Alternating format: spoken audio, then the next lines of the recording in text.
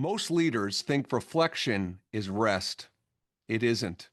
It's quality control on every decision you make.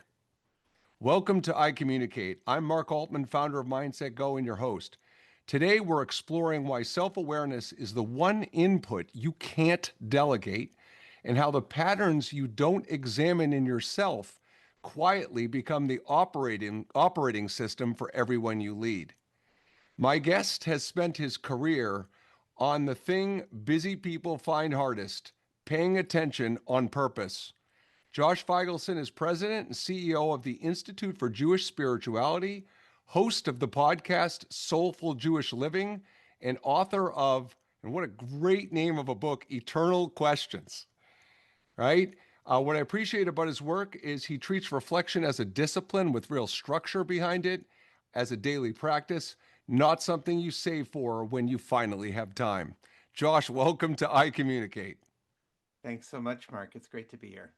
Now, Josh, before we get to the matter at hand, I do need to address the fact that you're a long-suffering Tigers fan because, I'm a long-suffering Red Sox fan. At least in 2004, we ended the 86-year drought, but if anybody can relate to your long-suffering, it's me. Yes, and were it not for David Ortiz, we might also, have made it more recently. But that Tory Hunter over the fence with the cop behind him.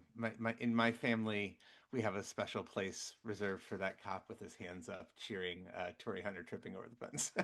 Josh, I got to tell you, I was at that game, one of the greatest games I've been to. And I will say one thing on the Tigers before we move on. Probably, arguably, the single best middle infield combination in my lifetime, Lou Whitaker and Alan Trammell. Certainly in my lifetime, if they're not in the top 3 or 4, I don't know where they'd be. Yeah, and we got to get Sweet Lou in the Hall of Fame. That's a communal project. Absolutely. Absolutely. All right. So I want to start out, Josh. I want to pick your brain because I always believe, not always, I often believe when people hear words, they immediately jump to conclusions and associate preconceptions or preconceived notions. So, what is reflection? In simple terms, how would you define reflection? Mm. Well, we can think about it physically, right? You can see a reflection. So when you think about seeing your own reflection or the reflection of something else, you're seeing it, but not the thing itself. You're seeing, another perspective of it, right? And so I think when we think about reflecting on ourselves, we're seeing it's the ability to be self-aware, right? To see ourselves, hopefully from a perspective that others see us, right? To be able to step outside of ourselves and get a sense of what's going on here, right? And not just be inside our thoughts, our emotions, our drives, all the things that are our hormones, all the stuff that's like churning inside of us, to be able to create some distance from that for a moment and step out and look, behold, like reflect, is probably what I would call reflection. So, Josh, I know when I reflect on myself, I've been a workaholic most of my adult life, and I recognize that one of the primary reasons I am a workaholic is because I don't want to stop and necessarily see what what I'll find out if I stop, so to speak. Now, granted, in the last 10 years, it's something I've been intentionally working on and becoming much better at. I guess reflection can be so daunting for people. And if you listen, the definition you just shared, why are people so afraid to find out what they may find out when they take the time to reflect? I think that for a lot of people, being quiet with your own thoughts, not having something distracting us from what's going on, whether that's your phone or that's your work or that's whatever, or drugs or whatever, however else people are distracting themselves. Uh, I think it's because the idea of being alone with your own thoughts can be really terrifying, right? If you just imagine. I think that the idea of being alone with our own thoughts can be really terrifying to a lot of people. And Why is that? Because we are. I mean, so I'm a rabbi, so I'll I'll just go there. Is for me, if we're really created in the divine image, then like we have the depths of divinity inside us, right? We have all of the contradictions. I mean, Walt Whitman said, I contain multitudes. Um, we contain so much, and if we stop to really look inside that, it can be really scary what we might see, right? Um, so I think that keeps a lot of us on that treadmill, or it keeps a lot of us trying to distract ourselves or constantly refresh the phone or whatever it is. But like, God forbid, I should be quiet and silent and have to be alone with my own thoughts for a little bit because I'm really terrified what I might find when I do that reflection. So I have a saying when I work with executives and coach leaders, and I talk about that the two biggest reasons people have repeat conversations with the same people about the same thing are one, because they don't solve the right problem in the first conversation, and two, they don't get to the root causes of that problem in the first conversation. And I bring that up because I want to tie into what you said, because being fearful of reflecting to me is a surface level problem, because if you begin reflecting and you find out, and then you start to be alone with your thoughts, and then that creates anxiety or stress or uneasiness, then I would argue, and I want to hear your thoughts on this, I would argue the real problem is you may not have the coping skills or the reframing skills to deal with what Mm. you actually realize. And that to me is more of the real problem. If you get where I'm going with that, what are your thoughts? Yeah, I think yes. I mean, I think that's another that's like the next version of the next level is first, what am I going to find there, and then when I find what's there, what am I going to do with that, right? Um, it- what am I going to do if I find out that the things that I see inside, and it doesn't have to be something terrible, right? It can just be I actually have to confront the problem. Right. And so if I stop and I pause, I think, I don't know about you. I watch the show Shrinking Yeah, me too. on, yeah, right now. And this is so much, of what that show is about. I mean, and which is just another version of Ted Lasso because it's the same show written by the same Mm. guy. But just, minus the soccer, put in LA and about therapy. But it's especially true, I think, for men, at least on that show. It's really being highlighted in certain ways about, what am I going to do? Even if I'm the therapist, right? I'm afraid of what so therefore, if I'm the, even if I'm the therapist and I presumably have the skills, I'm afraid of having to actually deal with it and try to implement those skills, right? When I look inside, that's kind of the Jason Segel character's Mm. problem, Mm. right? Uh, so yes, I think it's both. What am I going to find, and how am I going to deal with it? Whether or not I may have the skills, or certainly if I don't, then I'm really screwed. Yeah, and I was having an interaction with someone the other day, and one of the things she said to me, I was doing a workshop, and one of the things she said to me is she would not feel comfortable admitting she didn't know something to someone on her team. She thought that would be a sign of weakness, and she wasn't comfortable. And it got me Mm, thinking when she said that when you talk about being personally accountable, right? To be personally accountable and to be outwardly accountable and to share, be vulnerable. I may have been wrong. I was wrong, so on and so forth. That's hard enough for people. But then to be inwardly accountable, right? And in mm, that moment when you do the reflection and you say to yourself, oh, what was I thinking? Or how could I have done that? Or why did I make that decision? I actually think in a lot of ways, Josh, the inward accountability is a lot harder than the outward accountability. yeah, yeah, absolutely. And it's also because we have an image of ourselves, like the person you're describing, right, has an image of herself as a team leader that's supposed to be strong, and she's projecting that, and she's projecting that into herself. It sounds like also, Mm. and what would happen if she admitted that she didn't know? Well, to her own self image would suffer, and she wouldn't know how to.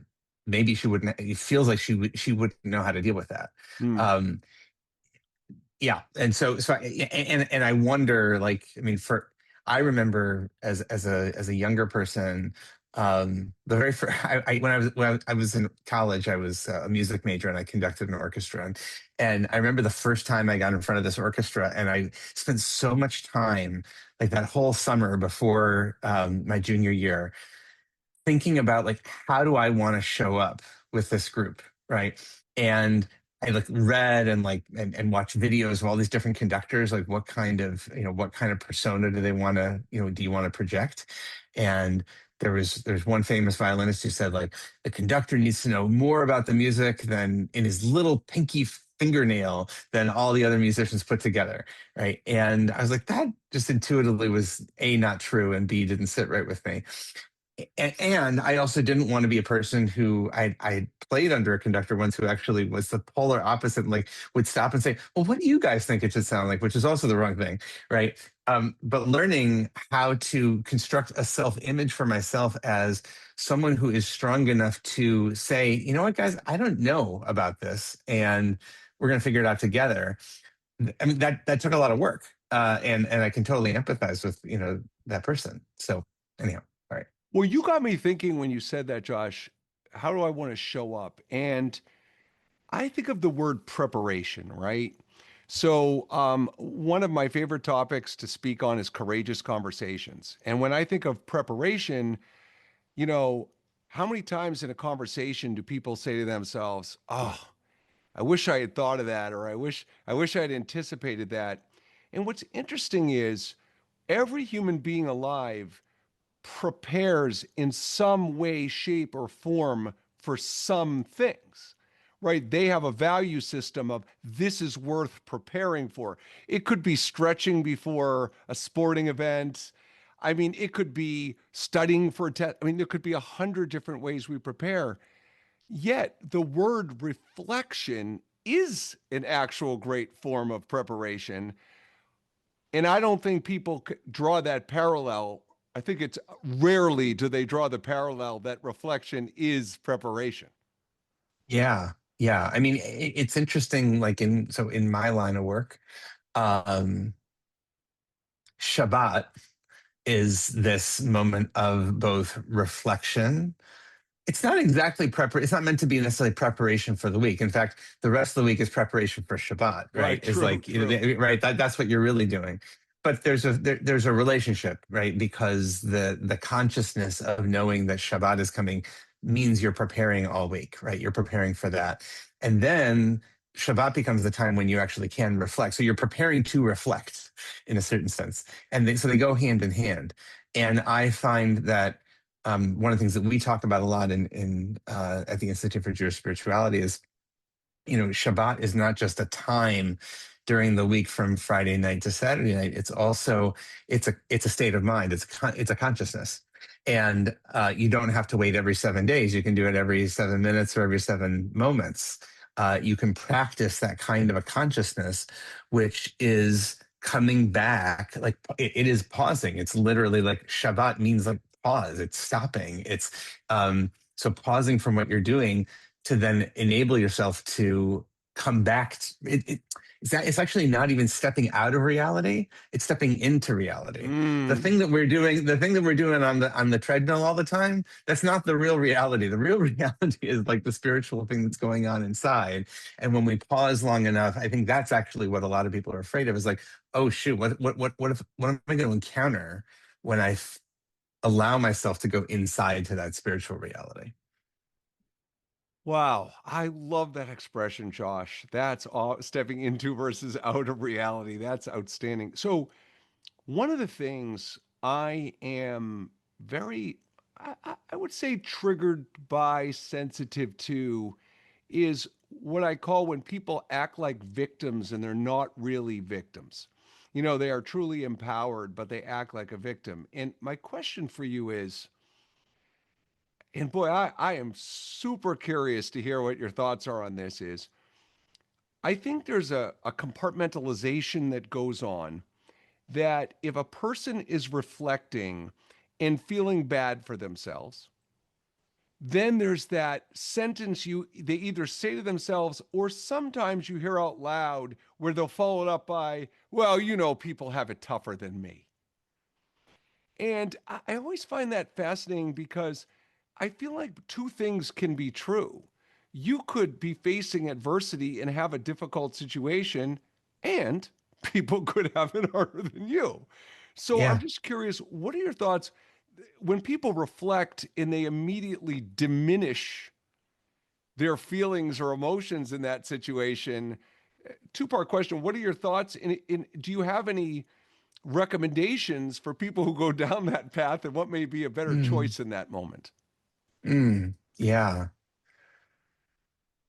I think there's a tendency that's especially prevalent in the society we live in right now, uh, to sort of see suffering as a kind of Olympics, right? It's like Hmm. who's hurting more, and if I can like win the suffering Olympics, then somehow I win something. Um, and I think that's messed up, and I think it's not healthy. I think it's sort of what you're saying. Um, it's wonderful that folks can contextualize, like, okay, first world problems, right? When I think about the problems that I have, thank God for that these are my problems. Like I'm cool with that.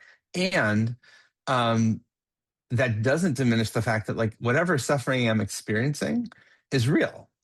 It may be of a different type. It might be of a different, degree or kind. I mean, but it's still suffering. And so the problems that you've got are the problems that you've got.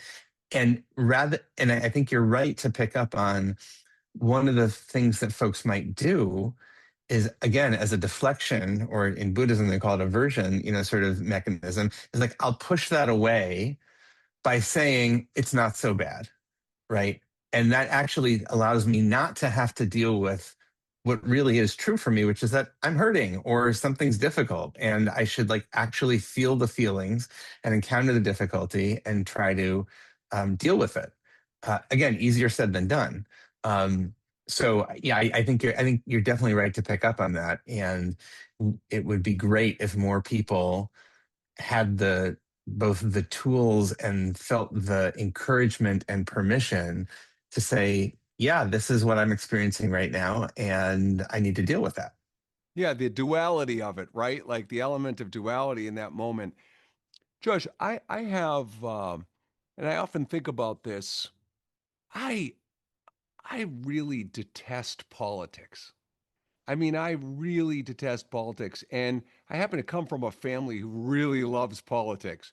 So one of the things I struggle with, and I'm sure I'm not alone on this, is if I choose to not reflect on the state of politics, is that can not reflecting be a good thing as a coping tool, or am I confusing accepting what I can and can't control with reflection? I'm just curious how you see the difference of those. Hmm. Um, it's funny because I taught a course this past fall for about 250 people online on how to read the news without losing your mind. Hmm. And and the news doesn't have to only mean political news, obviously, True, true. but for a lot of people, and probably for your family, that is what that generally is what it means. And God knows we have plenty of political news to feed on if we want to. Um,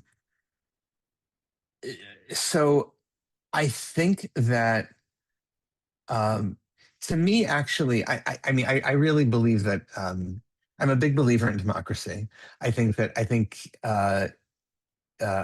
Winston Churchill is wrong that it's the worst form of government that's been tried except for all the other ones. I think it has some inherent goodness. Um, and particularly, I guess that it stems from my own religious belief, but like if we believe that everybody is made in the divine image, then all of us have a piece of God in us, which is sort of like saying all of us have a piece of the sovereign power. Like all of us are holders of that. And uh, and the goal should be ultimately that hopefully we make an inequality of the distribution of negative outcomes, right?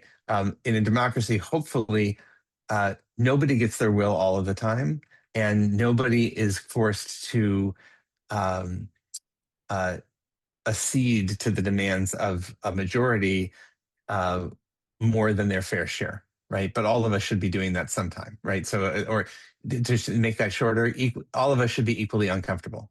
That's the goal. And I think, and so why is this important for like a mindfulness teacher? Because I think ultimately, the tools of mindfulness are about how do I live with that discomfort, right? That should come if a democracy is really working, then that should come my way. At some point, I'm going to have to live with negative outcomes. My preferred candidate lost an election, right? That's the most visible one, or I don't like this policy, whatever. Okay, so we have to live with those effects. What we've done today is like it's become this blood sport where it's all about teams, and people feel the way about the Democrats, the Republicans, the way you or I might feel about the Red Sox or the Tigers, and that's a really problematic situation, right? Like it should not be a matter of identity in that way. I think that's actually a confusion. So, you know, I don't know if that directly answers your question, but that's my take on it. Fair enough. We know, Josh, you and I both know how strong, and in this case, I'm not talking about religious or political belief systems. We're talking about just belief systems in our mind we create. We know how impactful that is on our mindset, on our attitude, on our motivation. And I wonder, when it comes to reflection, what are some counterproductive belief systems that you hear that if you had a magic wand and said, boy, if I could shift some of these belief systems around reflection, this is what it would be? What are they? Well, I'm the father of three boys, two of whom are now in their 20s and one who's a teenager. And so I've gone through, kind of a classic developmental thing that all of us go through. Hopefully, most of us get out of, but not necessarily. I think a lot of people still live with, which is that no one has ever been through this experience before. No one else has ever gotten dumped. No one else has ever, lost a job or, whatever. There's this script of the self-pitying, like, oh my God, no one else has ever done this. So number one, there's some self-pitying aspect to that. But number two is like the loner aspect to it, right? To everything. And that comes up so often is like, well, no one else can really do. I have to do this thing. Like I'm the only one who can do it. I mean, look, I'm guilty of this too. Both at home, talk to my wife, at work, talk to some of my colleagues. When we all did. I imagine we all do this on some level. The amount of time it's going to take me to explain this thing and go through this I'll just do it myself, right? So the loner sort of mentality, that script, which is one that I still, have to work on a lot. None of us is actually in this by ourselves, right? The fact that you and I now are talking right now, there are so many thousands of people, millions of people who are involved in making this conversation happen right now, right? Because we're both, sitting somewhere with a roof over our heads, and we've got electricity that's working, and communication systems are working, and all the folks on Zoom who are like making this happen, and and everything we had for breakfast and whatever, like all of that. So just reminding ourselves that, like, wow, we are part of this much more interconnected web. And if you really think you're alone, like think again. Like you're never as lonely as you might think you are, right? And so those are some of the thought patterns that I find, can we get into? And when we stop and reflect on them, it's like, oh yeah, right. I realize that now. And like that can really change the perspective that we take. It's funny, Josh, because one of the most common outcomes I see when either I or my team of facilitators do professional development for leadership is when it's either virtual or in person, and we're all in the room. And at some point during group discussions or breakout activities, one person says, "Oh, you have that problem? Geez, I thought I was the only one that had that problem." And Right. it's literally like the Greek god Atlas. It's almost like you can see the weight of the worlds going off once they realize that they're not that loner. They're not the only one thing of it. And I tell you what, Josh, I believe if you could get inside everybody's head and see what everybody's thinking, boy, people would feel a lot more comfortable with themselves because they'd find this out. Absolutely. Like, I mean, I keep bringing up like TV shows or whatever. I think of the movie Inside Out, Oh, right? so great. The Pixar movie, right? Because it's like, yeah, all of us have like Yep. all those little characters are in our heads and like they function differently for each of us. But like, yes, we can all identify when those drives take over. And yes, remember, it's not just you, it's everybody who's watching that movie, right? And everybody you see on the street, for sure. So, Josh, I did experiment a couple years ago when one of my mentors was, and I have one of these. I have ADHD, and I am one of these people. One of my coping skills, I guess, I'm reading a new book about it, but I can stay at the computer and lock in and stay focused for like 4, 5, 6 hours without even. And the only thing I'm doing is going to the bathroom in between. Like I'm not eating. I'm locked in. And I remember someone saying to me, and it sounds so obvious now, but they're like, Mark, it's really important you get outside during the day. It's really important that even if it's a 10, 15-minute walk, and of course, don't have devices and the whole 9 yards. And I remember like I really had to get myself to do it. It was not an easy thing for me to do. And I remember saying to the person who was talking, I'm like, but what do you get out of it? Like, what's the Mhm. ROI for going on a quiet walk of self reflection? And I remember, and now I'm like preaching from the mountaintop, Josh, now, since I've had the experience. I said, you know what my ROI was? ROI was. And I'm not great at like listening to sounds around me and being that present, but I will say that every time even that first time I did it, every time I did it, I always tell people, you know what my ROI is? Clarity. Clarity. Because every time I'm on that walk and I'm able to be present and think, I'm thinking of things, I'm reflecting on things, and I'm like, sometimes it may be solutions to problems. Sometimes it may be clarity on things I was worried about and I don't need to worry about. It's a host of things that I get clarity on. And I would love your perspective because obviously you believe in it, but that ROI, you want to talk about a belief system that if I'm going to allocate time to reflect, what is Yeah. that ROI? How do you coach that? How do you personally deal with that?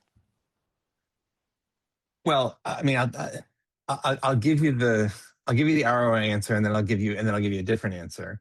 Um, I mean, there's so much documentation now, scientifically, on like the value of mindfulness. And um, my son, who's uh, turned 21 this month, when he was in high school, I remember his older brother coming to me and saying, you know that like he meditates every morning. And and I'm like, that's interesting because he's never mentioned it to me. I was like, um, why does he meditate? And he said, well, because Kobe Bryant meditated, and so he wants to, and like, Mm, it's going to make him a better ball, which it did. I mean, like, that certainly helped. for Like, sure. helped Kobe. I mean, Phil Jackson, right, made a whole movement out of that. Um, but so I think there's all sorts of levels, physiologically, in terms of focus, and all those things. Um, I would say, though, I mean, setting aside the ROI answer for a second, is also like, it's also just a reminder to us that like we are not fundamentally here to be necessarily have to be productive beings, Mm. right? We're not here to make a product. We're here to live. We're here to live, and to be creative. Yes, to be absolutely exercising creativity, and in our tradition, like when we say that on the seventh day God rested, in the Jewish tradition, that's part of creation, that actually the act of resting is part of creating. It's not like Aristotle says, is like you rest in order to create more, the next day. Or like my guy, my favorite Peloton instructor, says like, you do the rest so that, you can, it's about what's going to happen next. And like, what's the next ride you're going to do? Actually, I mean, that's important. And there's another perspective of just saying, like I said before, stepping into reality. Like I need to set aside the that exterior reality that I live in 6 days a week, where I got to make a living and I got to feed myself and I got to do all the things. But one day a week, I live like the world is perfect for 25 hours. That's what I do. And so I'm not gonna be worried about fixing it. And what does that do for me? It allows me just like to breathe more deeply and to enjoy being in this body that I have, this gift of being alive and being in the world. It also has the benefits of, like, in my family, folks we set aside our devices, and people actually talk to each other, and that's a great thing. But I think mostly it's just like remembering what it is to be alive in my body, and activate like my soul, that like be aware of that in a fuller way than I am, a lot during the rest of the week. And the irony to me a little bit is, I think whether it's breathing, meditation, reflecting, it takes practice.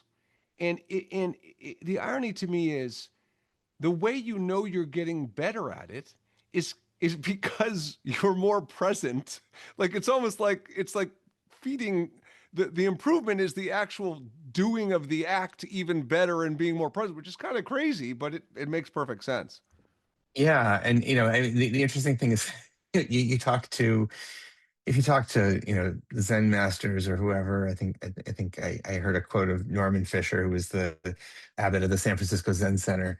Um, like after 20 years, I mean, somebody asked him, like, how are you, like, how's your practice? He said, after doing it for 20 years, I feel like I'm an experienced beginner, and it's and that's really what it is. That, like, there are beginners and there are experienced beginners, but it's always kind of approaching it for the first time, and you can't do it without doing it, right? There's not a shortcut.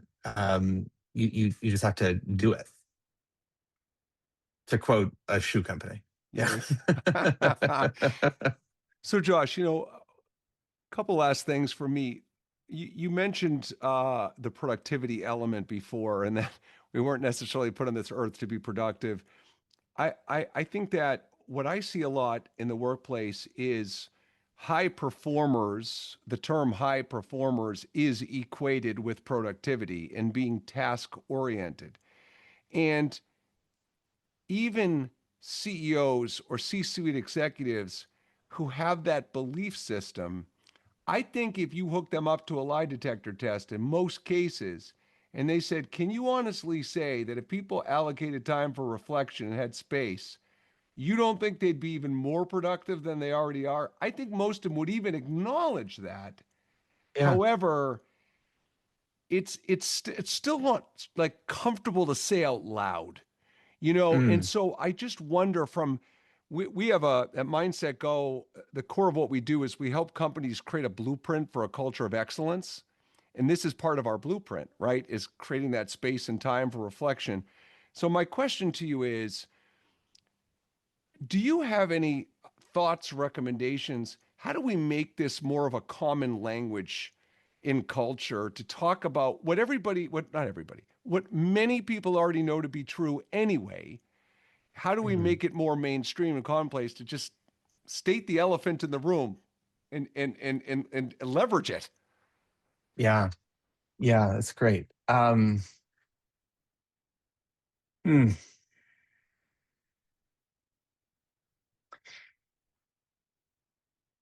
I guess one way that I would maybe describe it, I think I get the sense that our culture around sleep has started to shift. Mm.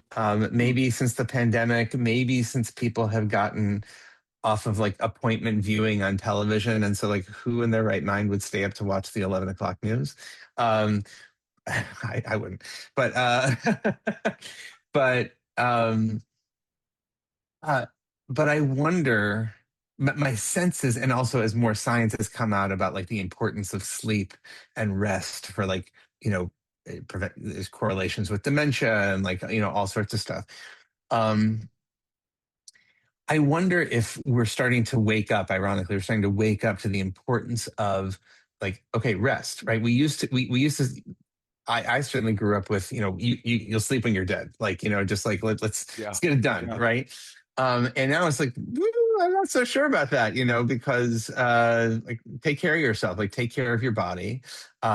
Certainly the athletes, will tell you that, high performing athletes. And so we know, and we know so much more now also about just how this whole body, mind, spirit mechanism, this whole thing is like so interconnected in a way that we used to think these were very separate systems, and now we're recognizing no, they're so much more deeply connected than they are. So I think when we start getting that more holistic view, I think there's an opportunity to say, in an age when also in the age of AI, when the whole question, the jury's out right now about like, is that going to make us more productive? Is that going to make it like, is that going to take our jobs? I mean, what's going to happen there? But what it's really asking us, and like we're talking the week after the Pope, made his big encyclical on AI. He's right to say it's actually asking us like, what does it mean to be human? Like, what's the value proposition, right, of human beings, which has to do with like, yeah, we have bodies, we have hormones, we have feelings, we have emotions, we have spirits, we have all these things that like, just typing into a chat box, right now, like is not going to do. And so I'm not like directly answering your question. I need to give you a direct answer, which is like how to make this more of a shared culture. I think it's just, well, ironically, it's like, yeah, let's pause and reflect for a second. Like take a breath and recognize, what does it feel like to be a human being? Mm. And if we stop and do that, like hopefully, you do that for a lot of the science on mindfulness, it's just like even with 3 breaths that the system starts to re-regulate itself, like, we calm down. And I think also we start to like get a whiff of each other's humanity, to borrow the phrase of a friend of mine. So maybe that's just the answer, is like, let's stop and reflect. And maybe that's how we build the culture. So Josh, if I am a person, for all our listeners out there, we have a great following on iCommunicate. For our listeners out there, there's a lot of things in life that intellectually we know would help us, that are valuable for us: exercise, sleep, reflection, things like this. So if I'm listening to this podcast, I'm like, Josh, help me out. I don't typically reflect. Give me something incremental that I can start the habit somehow. What's a first and second step that if someone wants to try to build this habit, what would you recommend as a starting point? Mm. I mean, you got to talk to the Atomic Habits people. That's I right. love him. Yeah, Love him. yeah. Um, so I would say like a very just like a small thing to start with that if depends if you're a morning person and you give yourself time in the morning. I tend to be an early riser and go to bed early. Um, but just before you get out your phone, first of all, the best thing you can do, don't sleep with your phone. Put your phone in a different room from where you sleep. Like just bar none. That to me, that is like the number one thing any of us can do for ourselves right now.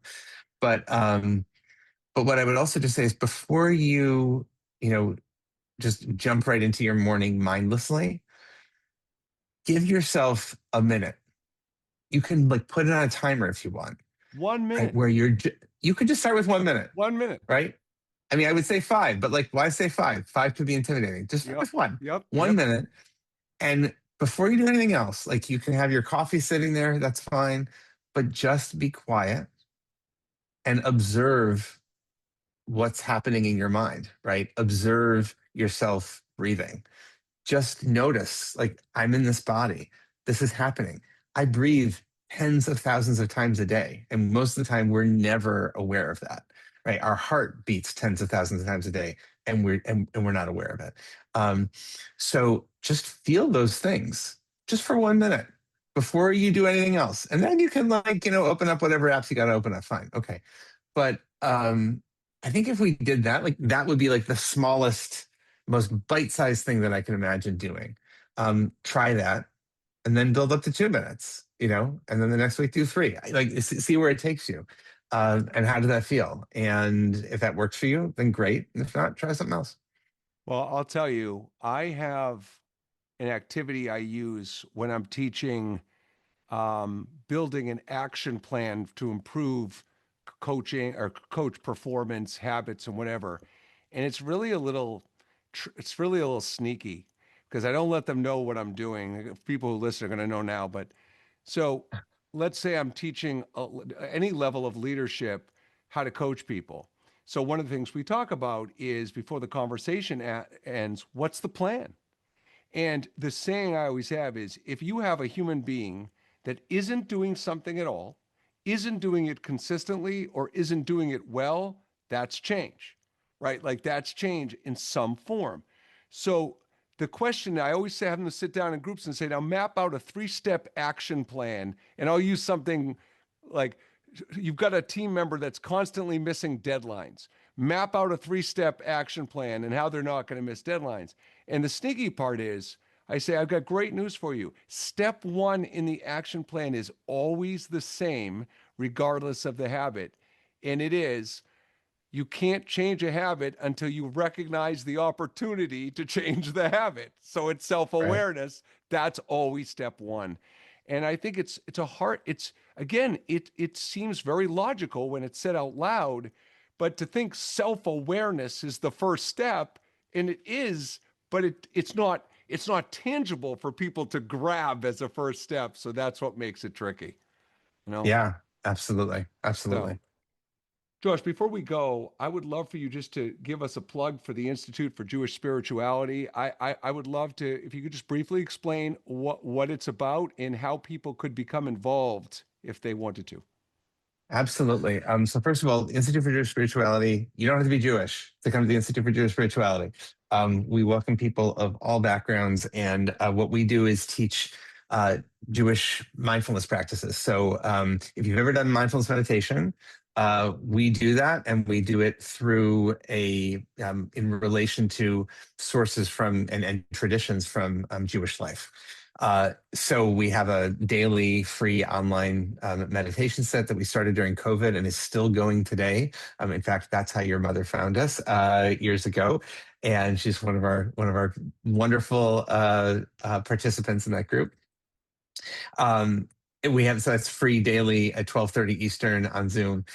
We have on our website, jewishspirituality.org, we have all sorts of courses, podcasts, other offerings that people can do, retreats, written stuff that they can subscribe to, and just all sorts of ways that they can engage with us.